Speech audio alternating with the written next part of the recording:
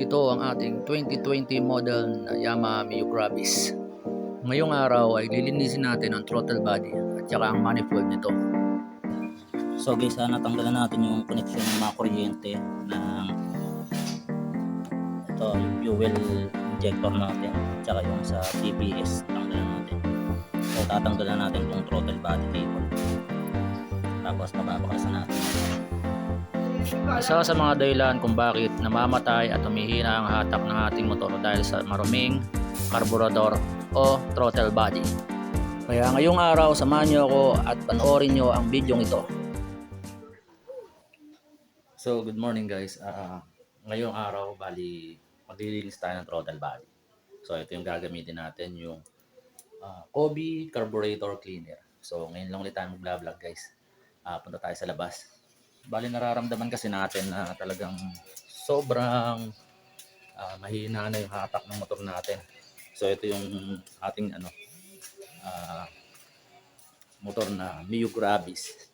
Baklasin na natin itong upuan. Kailangan matanggal natin itong bracket, tapos itong upuan, para makapunta tayo ron sa may throttle body. Medyo nasa loob kasi siya. Mahirap siyang linisan kapag may mga fairings pa. Para mabaklas natin ang ating throttle body, kailangan nating tanggalin ang fairings, upuan, tsaka ang box ng ating motor para maka-access tayo sa ating throttle body upang malinisan na natin. So yan guys, no, natanggalan natin tong mga tornilyo. Yan, bali yung apat. Pwede na nating iangat yan kasi natanggal na rin natin yung mga maliliit na tornilyo. Ang tangi lang naman kailangan mo para maka-access ka sa throttle body ay matanggal mo ang upuan nito para matanggal mo at ng buong buo yung ating lilinisan na piyesa.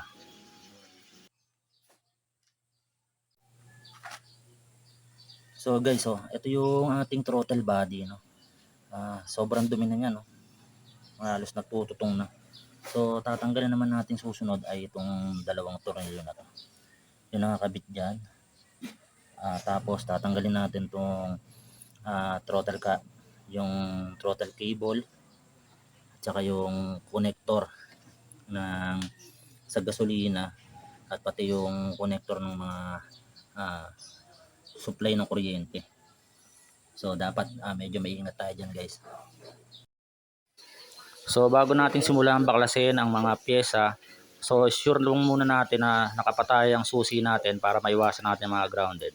So simulan na natin tanggalin ang mga koneksyon like supply ng gasolina at susunod naman natin ang supply ng kuryente. So ito ay isang masalumuot na gawain dahil mag-ingat tayo sa mga koneksyon na pwedeng ikasira ng ating injector. So natapos na natin tanggalin ang supply ng gasolina sa ating fuel injector. So ang susunod naman natin ay baklasin ang koneksyon ng kuryente nito. So medyo mahirap tanggalin to guys dahil nakalock ang pin nito at kailangan nating ingatan kasi kapag naputol ang koneksyon ng kuryente nito ay maaaring maapektuhan ang performance ng ating fuel injector. So mapapansin nyo talaga na talagang nahirapan akong baklasin gawa ng mahigpit. Pagkatapos nating mabaklas ang supply ng ating fuel injected, susunod naman nating baklasin ang supply ng kuryente ng ating TPS na nakalagay at nakadikit sa ating throttle body.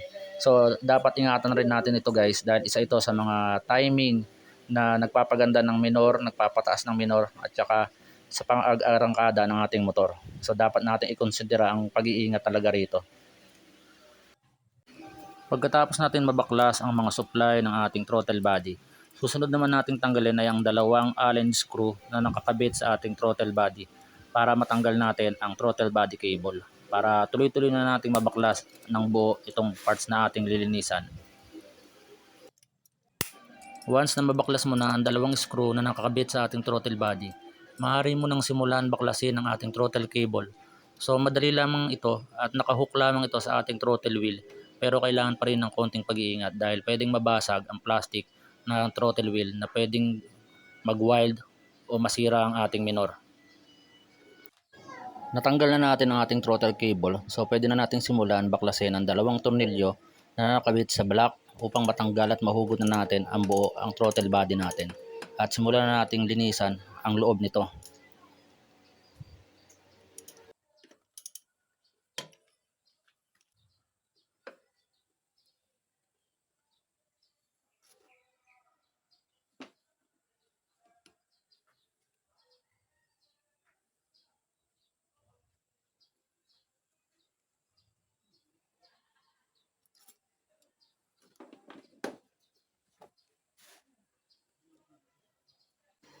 Kapag natanggal mo na ang dalawang tornilyo, pwede mo nang baklasin at ihiwalay ang throttle body sa kanyang block para makita natin at matanggal na natin ito ng lubusan.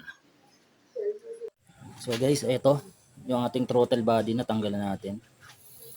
Sobrang dumi ng kanyang throttle wheel. Tapos ayan yung ating fuel injected. Iingatan lang natin yan kapag natanggal. Tapos ito yung TPS. Yung hindi pwedeng bugahan guys. So guys, nabaklas na natin yung ating throttle body. So ang mangyayari nito ay babaklasin pa natin to. Paghihiwalayin natin yung manifold at saka yung mismong throttle body para malinis natin guys. Papansin nyo guys, sobrang ano siya, sobrang dumi na ng manifold niya. Tapos ayan, bubugahan natin yan ng Kobe na carburetor cleaner. Tapos guys, ito yung ating throttle screw. So bago natin baklasin yan, bibilangin natin kung ilang higpit bago natin tanggalin. So bibilangin natin kung ilang ikot siya hihigpitan natin. So ayan, nakatandaan nyo yung buwit na yan guys.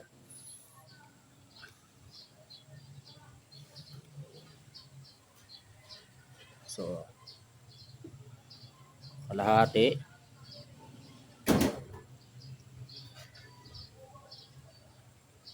isa't kalahati,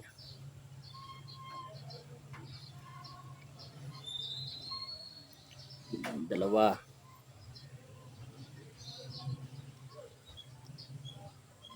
kalahati,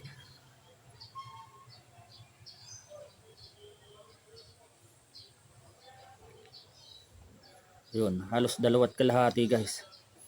Yan, mahigpit na siya. So tandaan nyo lang So mamaya pag binalik natin tong throttle screw, pagsisimula ulit tayo sa mahigpit bago. So bali dalawat kalahating ikot tayo para mawala yung timing, yung settings ng ating sa gasolina at hangin. So isang sa mga pinaka-importante yan. So pwede na natin tanggalin yung throttle screw.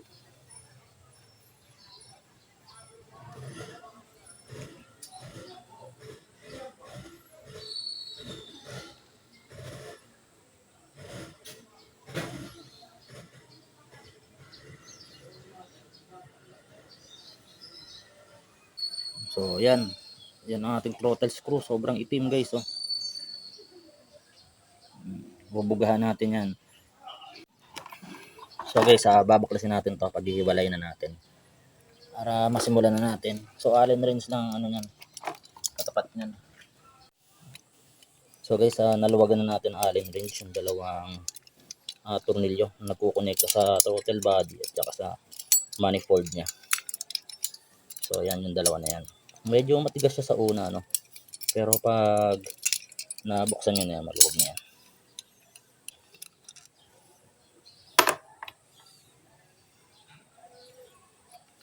Para maging maayos ang paglilinis natin ng manifold at saka ang throttle body, kailangan natin paghiwalayin itong dalawang parte nito at kailangan natin matanggal ang dalawang allen screw na nagkukonekta sa dalawa. After natin mapaghiwalay ang dalawang tornilyo na ito, mapapansin natin na sobrang dumi talaga at talagang nakaka-apekto sa bilis at arangkada ng motor. So ayan, sobrang dumi guys. Ito yung manifold, yung natin, throttle body. Sobrang dumi na. So susundin natin yan ng cotton buds guys. Tapos ito yung ating manifold. So babaklasin lang natin to. Tanggalin natin to. Yan.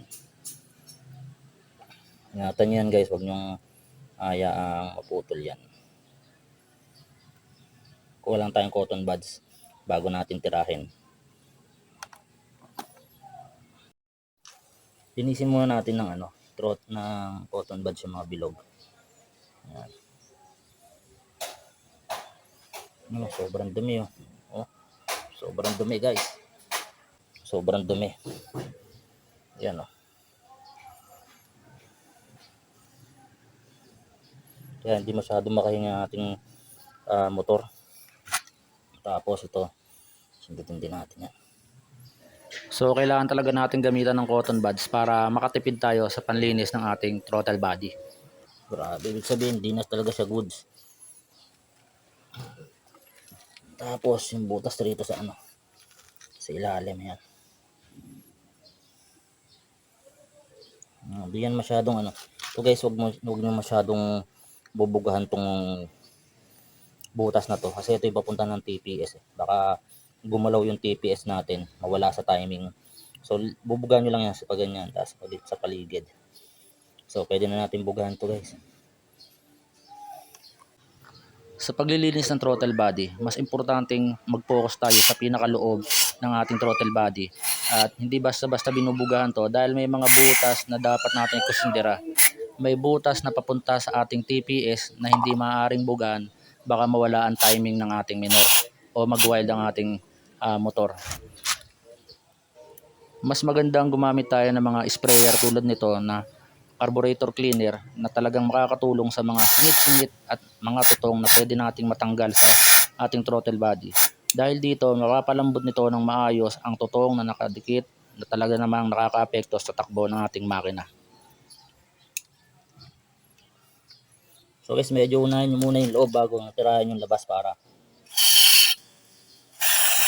So habang binubugahan natin ng sprayer ang ating throttle body, mapapansin nyo na talagang pumapatak ang sobrang itim na talagang nag-stock na carbon sa ating throttle body. Ito'y umabot na ng halos 30,000 bago natin ulit napalinis ito. Talaga namang sulit na sulit ang paglilinis natin dito. So after nating linisan ng ating throttle body, isusunod naman natin ang manifold ng ating motor. Dito makikita natin na talagang sobrang kapal din ng tutong at carbon na nakadikit. Tapos ito yung manifold, sunod na natin guys.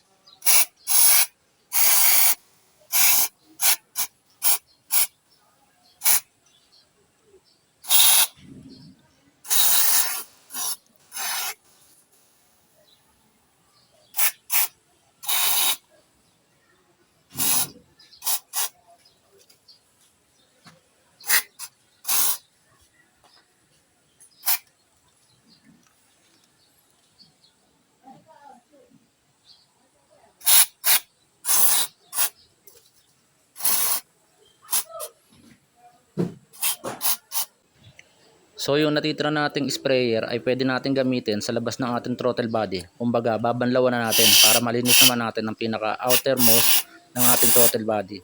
So talagang mawawala na yung libag. Kasi dapat kapag gagamit ka ng ganitong sprayer ay dapat sulitin mo muna lilinisin ang loob para hindi masayang at magamit natin ng gusto.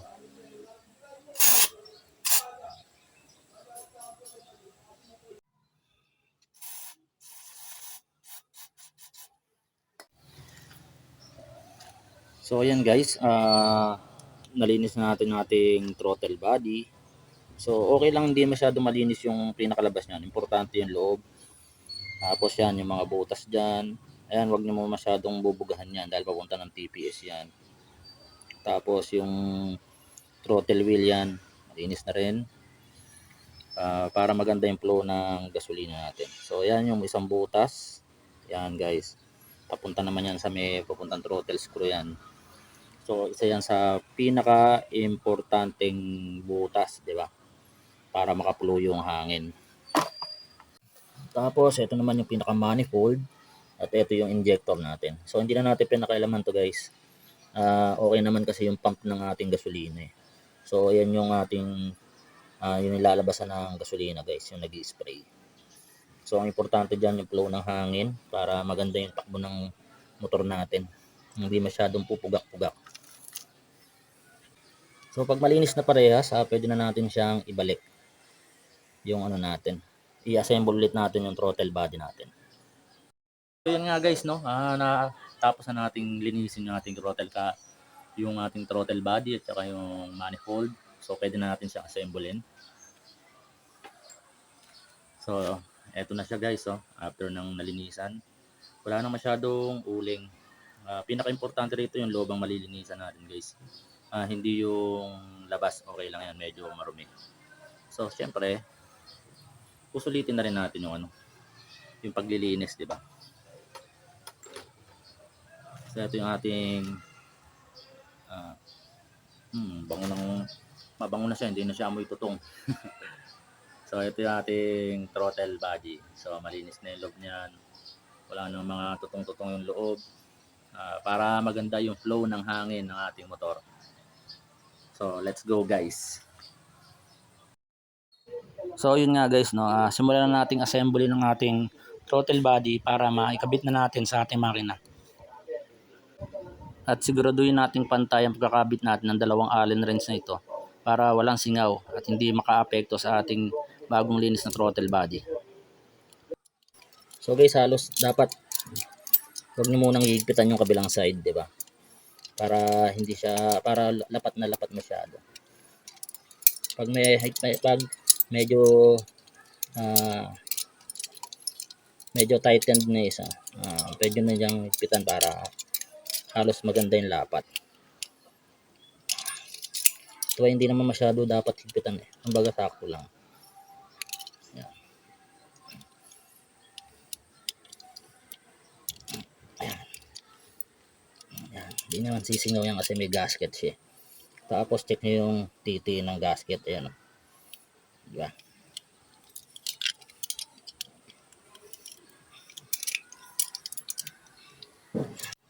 Tapos guys, yung throttle screw, ito yung pinaka-importante, yung sinabi ko sa inyo kanina. So hihigpitan muna natin siya ng todo, di ba? Tapos bago natin binaklas to kanina, nagbilang tayo kung ilang turns siya para hindi mawala yung timing ng ating throttle body. Tayo natin sumagad. Ayan, hindi pa siya masyado maigpit eh.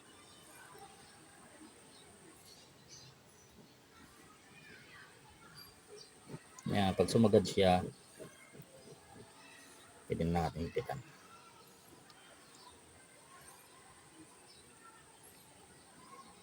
Alright. So, tandaan nyo yung guhit ng ating throttle screw. Ayan, maigpit na siya. So, 2.5 turns dapat. So, bilangan natin. So, ayan. Ayan, kalahati. Isa.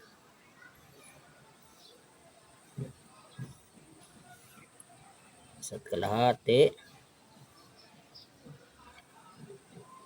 Dalawa. Ayan, dalawa't kalahati.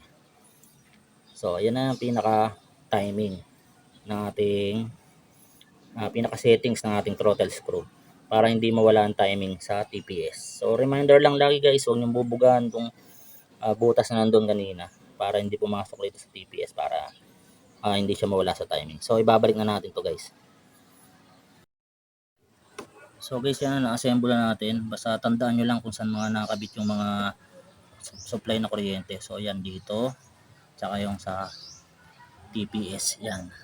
Tapos pwede na natin testingin yan pag nakabit na natin yung ating throttle cable. So kakabit ko lang muna to guys, tapos babalikan ko kayo mamaya. Yan, kailangan may tinatanggal dyan eh, yung connection ng injected tsaka sa TPS. Yan. So guys, na-assemble na natin guys, no. Testingin natin kung aandar siya o hindi. The moment of truth.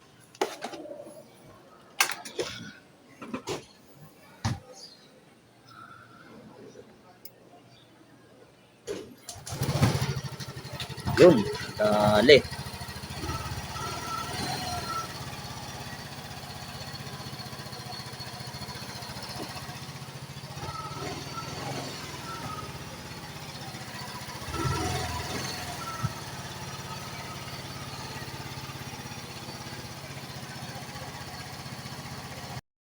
Yun guys, no, nabuo na natin yung motor natin. So, ganun lang. At kung nagustuhan mo yung video na to, please don't forget to subscribe, like, and share. Scoria Motovlog po, ang inyo pong lingkod. So, okay na siya, no guys, no. Umandar, nakita natin. Gumanda yung minor niya. So, maraming salamat sa mga nanood.